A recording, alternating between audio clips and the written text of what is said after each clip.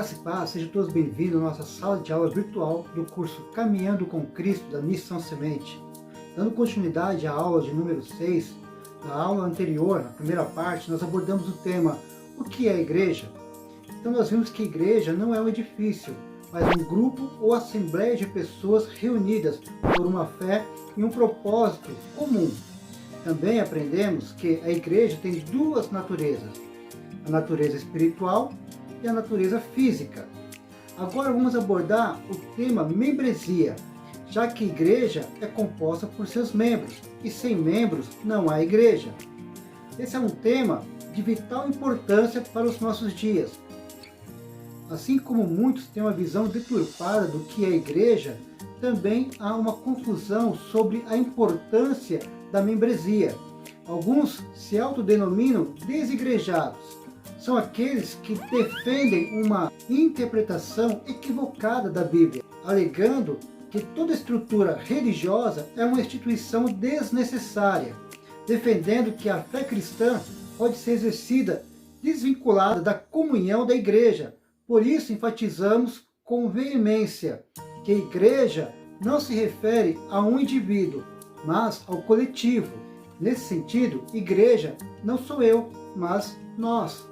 Mas é importante nós sabermos dividir esses grupos de desigrejados. Nós temos aqui pelo menos 3 formas de desigrejados. Primeiro, aqueles que seguem essa ideologia que é possível ser cristão sem estar indo a uma igreja local. Segundo, aqueles que se decepcionaram, não com Deus, mas com a igreja como instituição e seus líderes. Isso se dá porque as pessoas criam uma expectativa da igreja e de líderes perfeitos. A igreja local é composta por pecadores, homens falhos e imperfeitos, mas que não querem viver no erro. A igreja perfeita neste mundo é uma utopia. A minha dica é, se você achar uma igreja perfeita, não vá para lá, pois você irá estragá-la, porque você não é perfeito. A terceira forma de desigrejados são aqueles que estão em busca de uma igreja saudável, que prega o verdadeiro evangelho. Esses estão temporariamente sem igreja. Um outro grupo que existe são os poligrejados. São aqueles que frequentam várias igrejas, mas não se comprometem com nenhuma.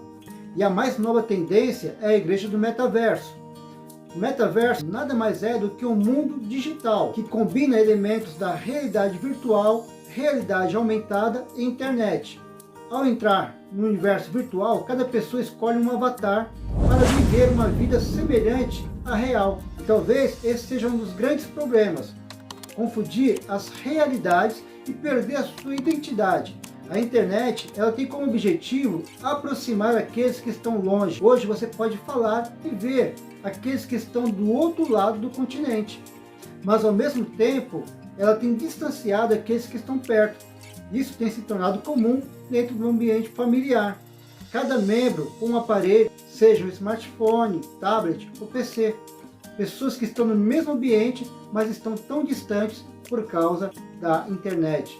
Mas nenhuma tecnologia pode substituir o verdadeiro relacionamento humano. Vamos tentar desfazer esses erros e responder as seguintes perguntas. O que é membresia? Por que eu preciso ser membro de uma igreja? Como são chamados aqueles que fazem parte da igreja? Quais são as condições para ser membro da igreja? Quais são as minhas responsabilidades como membro?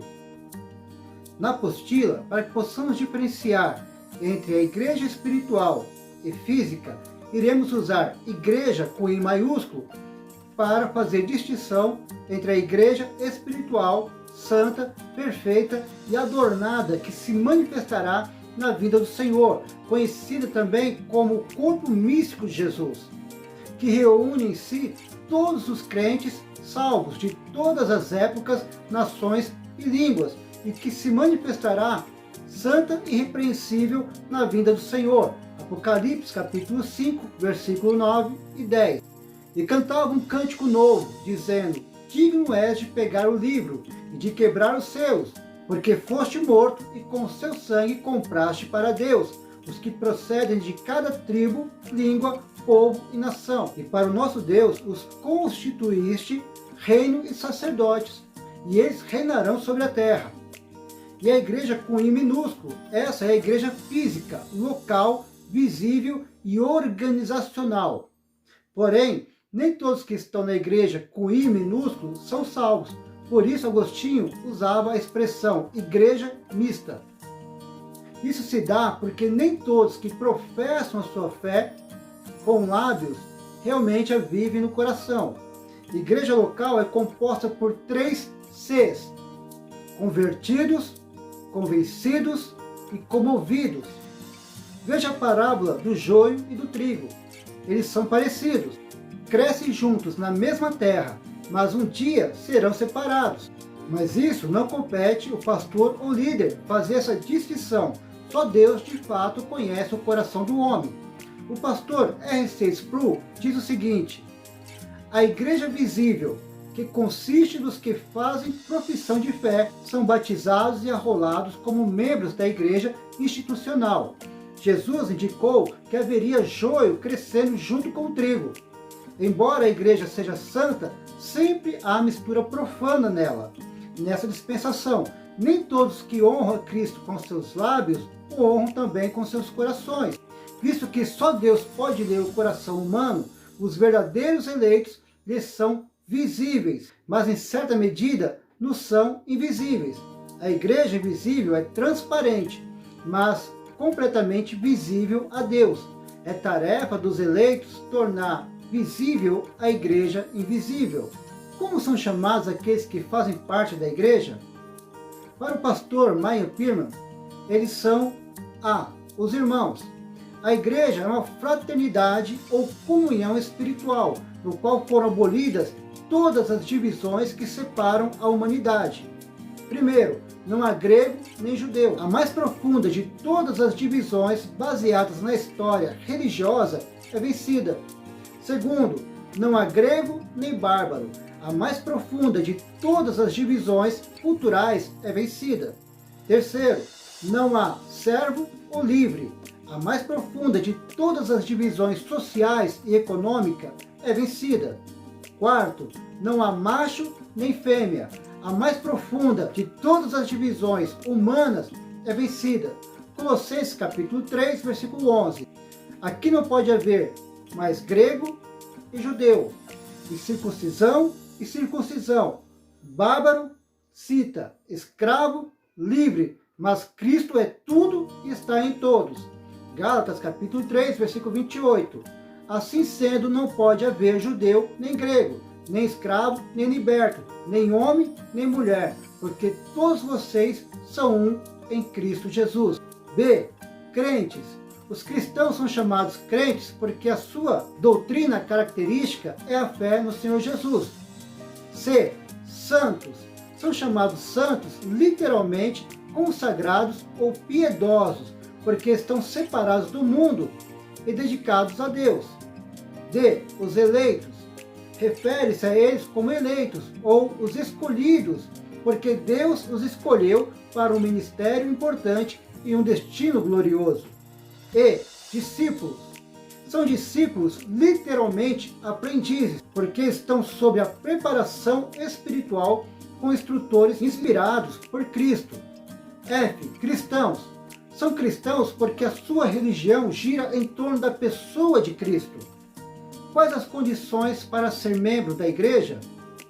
O Novo Testamento estabelece as seguintes condições para os membros da igreja. Primeiro, fé implícita no Evangelho e confiança sincera e de coração em Cristo como o único e divino Salvador. Atos capítulo 16, versículo 31. E responderam: creia no Senhor Jesus e você será salvo, você e toda a sua casa. Segundo, arrependimento. Atos capítulo 3, versículo 19. Arrependei-vos, pois, e convertei-vos, para que sejam apagados os vossos pecados, e venham assim os tempos do refrigério pela presença do Senhor. Terceiro, confessar verbalmente essa fé. Romanos capítulo 10, versículo 9 e 10. Se com a boca você confessar Jesus como Senhor, em seu coração crer que Deus o ressuscitou dentre os mortos, você será salvo. Porque com o coração se crê para a justiça, e com a boca se confessa para a salvação. Quarto, submeter-se ao batismo nas águas, como testemunho simbólico da fé em Cristo. E quinto, celebrar a comunhão continuamente, não deixando de participar da mesa do Senhor e da comunhão com os irmãos. E sexto, não deixar de congregar, como está escrito lá em Hebreus capítulo 10, versículo 25. Não deixemos de congregar-nos, como é costume de alguns, antes passamos admoestações, e tanto mais quanto vedes que o dia se aproxima. A palavra membresia não se encontra na Bíblia, porém em Atos dos Apóstolos há várias referências chaves com respeito ao ato de unir-se a uma igreja. Leia comigo Atos capítulo 9, versículo 26 ao 28.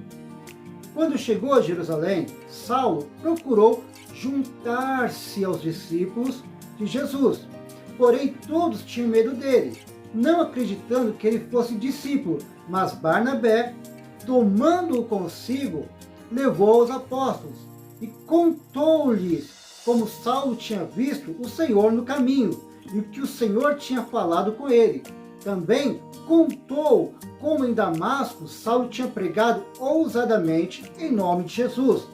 E Saulo ficou com eles em Jerusalém, entrando e saindo, pregando ousadamente em nome do Senhor.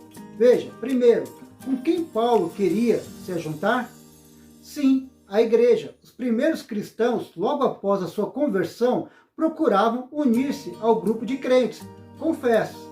Essa deve ser a atitude do novo convertido, de estar conectado, e o batismo nas águas é um ato público da conversão e um rito de introdução desse novo membro ao corpo de cristãos e família de Deus. Segundo, a igreja confirmou Paulo como convertido e membro da igreja, por meio do testemunho de Barnabé.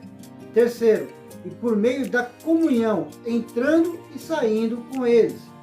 O verbo unir-se significa grudar-se. No original grego é literalmente colar, grudar e cimentar-se.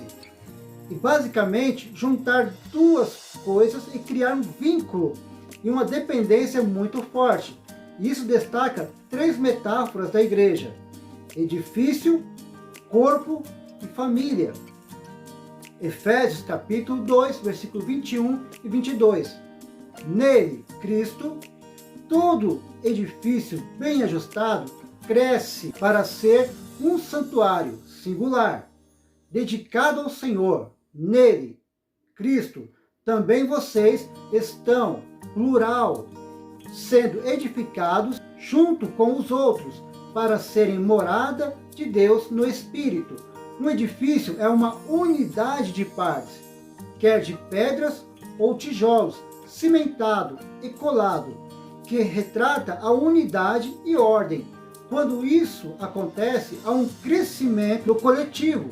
Se não houvesse membresia e se cada um fizesse o que fosse reto aos seus próprios olhos, a imagem de templo seria irrelevante, pois tal imagem não pode retratar a anarquia e individualismo.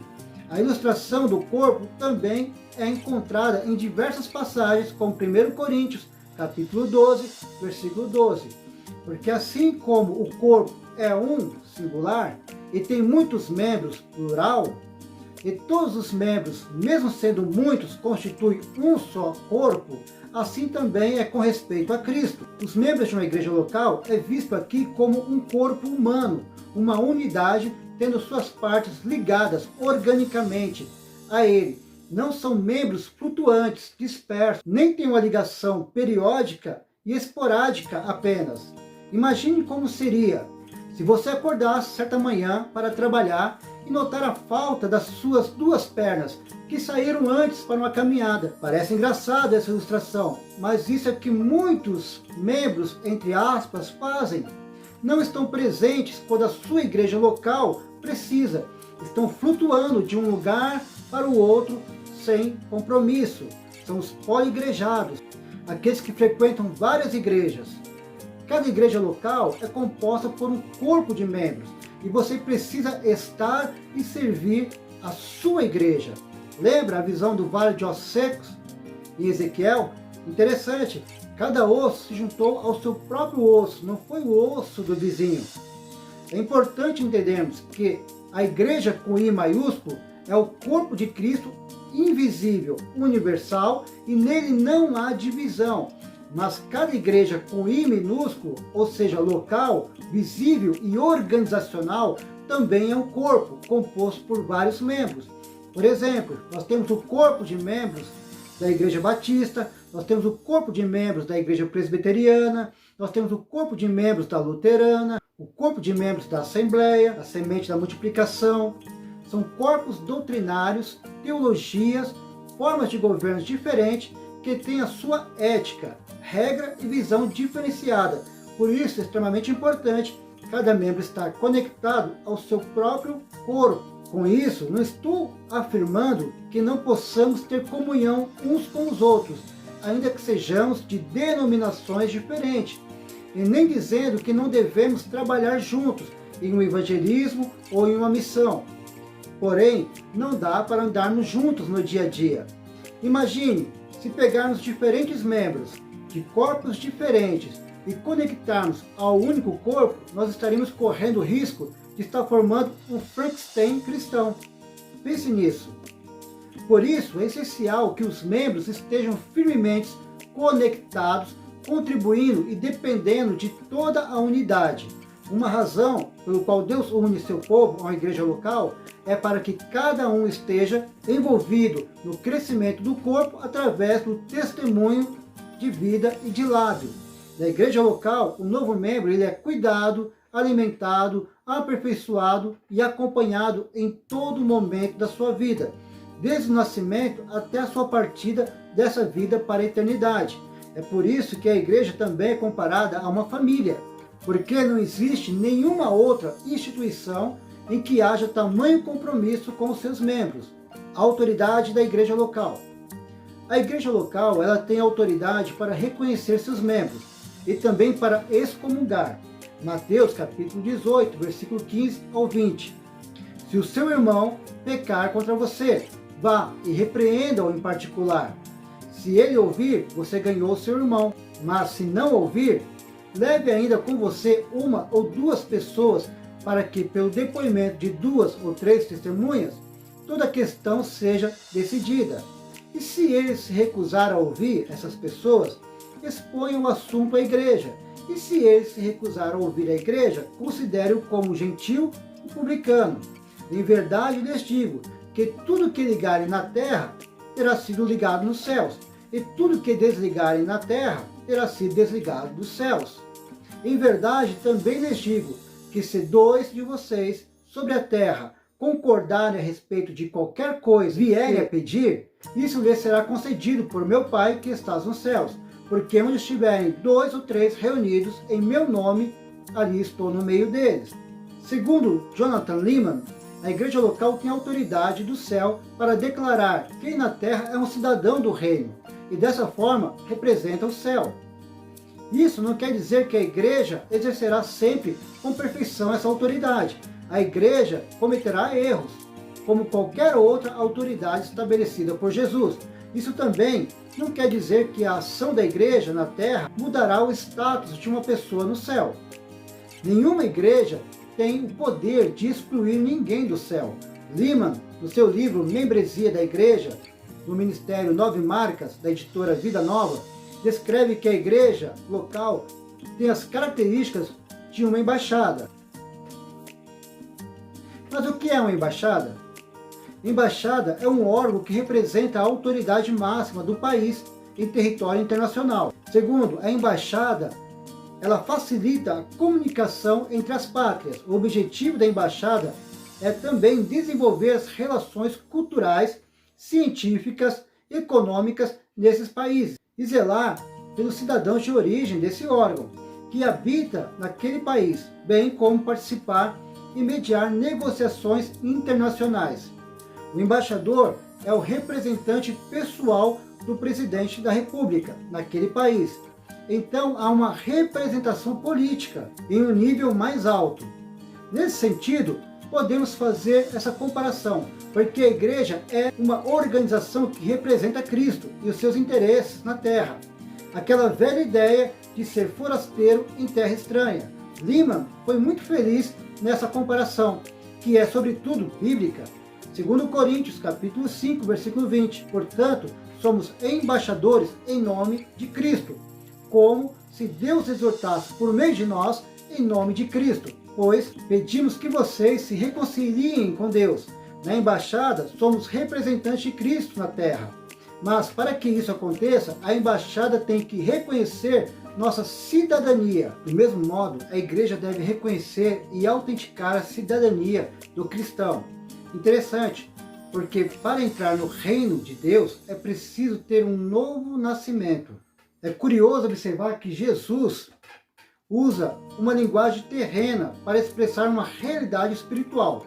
O único modo de confirmar que alguém seja realmente cristão é através do testemunho de um grupo de irmãos que reconheçam biblicamente as características de um verdadeiro servo de Deus e digam: esse homem ou mulher é servo ou serva de Deus e, portanto, é representante de Cristo aqui na terra.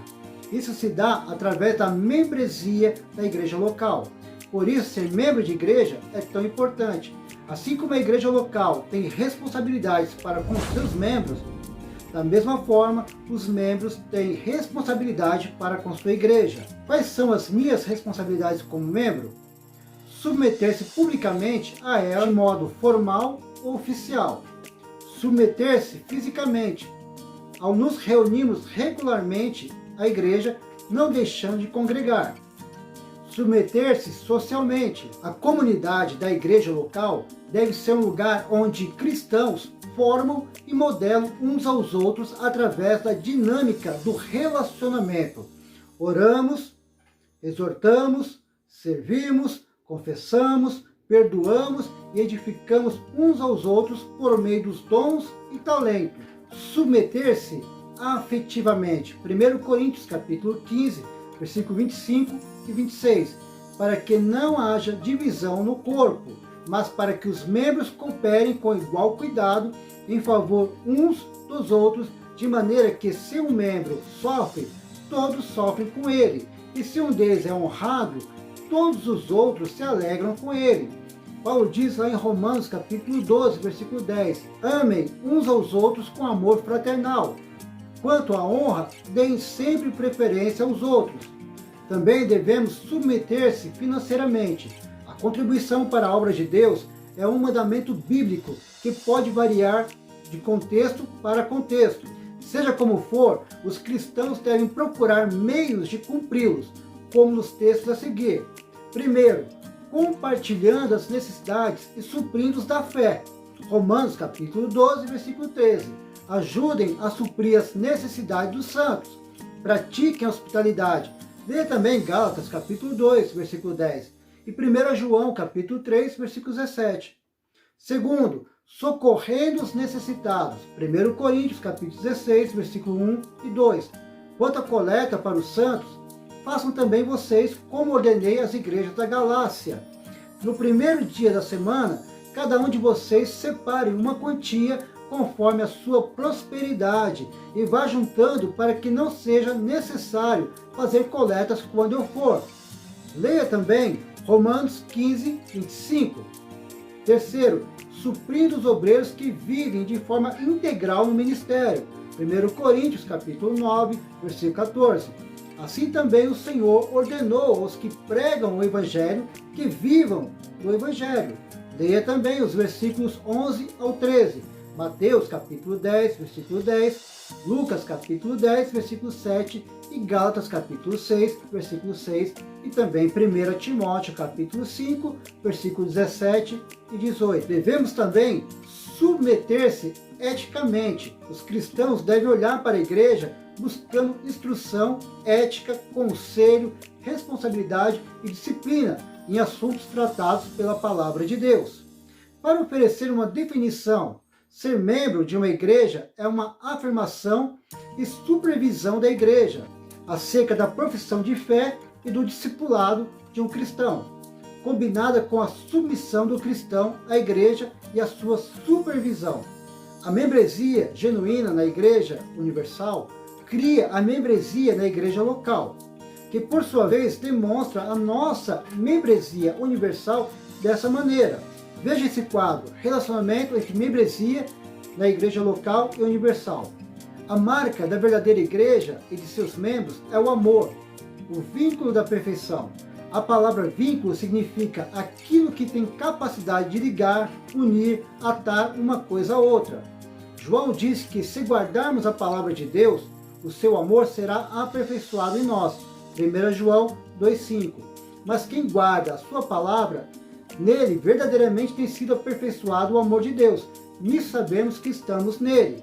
Na Bíblia, o amor, como a fé, leva à obediência. E a obediência é um sinal de amor e fé, como é mostrado nesse quadro. E nós podemos definir este amor da seguinte forma: o amor pelo pecador, para que chegue o arrependimento. O amor pelos outros membros da igreja, para que não sejam desviados. O amor pelo próximo não cristão, para que não veja mais mundanismo na igreja e nem maus testemunhos. O amor por Cristo, para que possamos representar seu nome corretamente. Nós estamos finalizando esta aula, a aula de número 6. Na próxima aula, nós iremos falar sobre os sacramentos ou ordenanças que o Senhor deixou para a sua igreja. Nós vamos falar sobre o batismo e sobre a ceia